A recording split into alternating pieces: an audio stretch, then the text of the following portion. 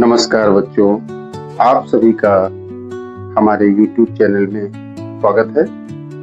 और आज हम बहुपद चैप्टर के अंतर्गत बहुपद के शून्यकों के विषय में चर्चा करेंगे। बहुपद के शून्यक।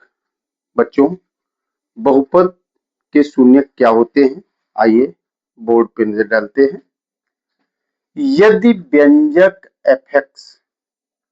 x में बहुपद हो तब एक वास्तविक संख्या के हमने मान लिया है। के का मतलब है 1, 2, 3, 4 कुछ भी। बहुपद fx का शून्य कहलाती है यदि f के बराबर शून्य।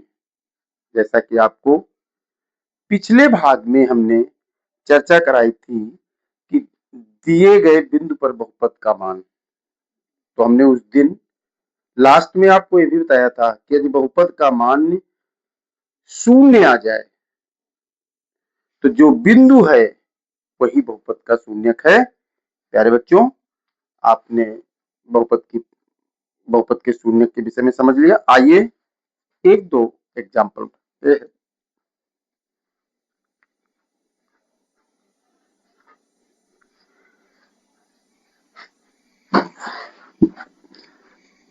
यदि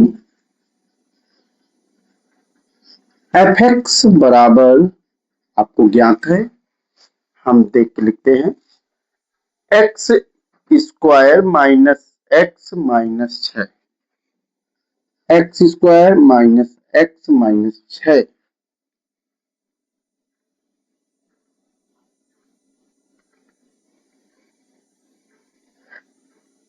तो बताइए कि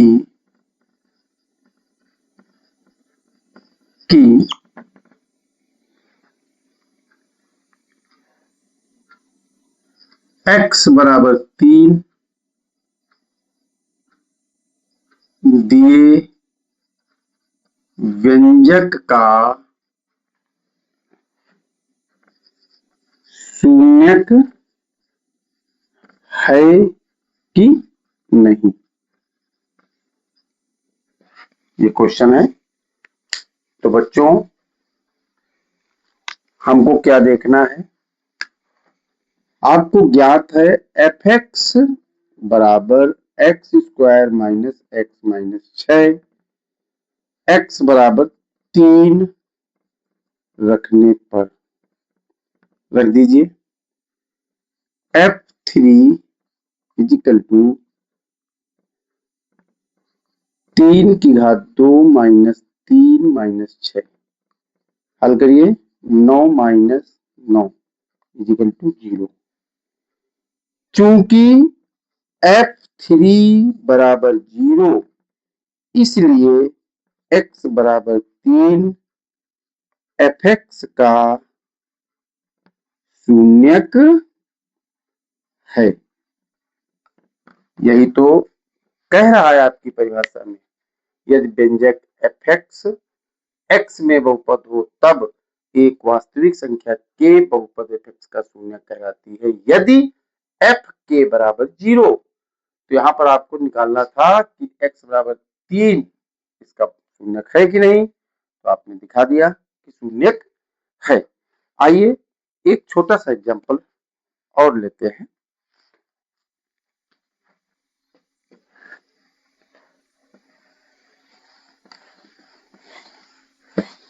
क्या कह रहा है?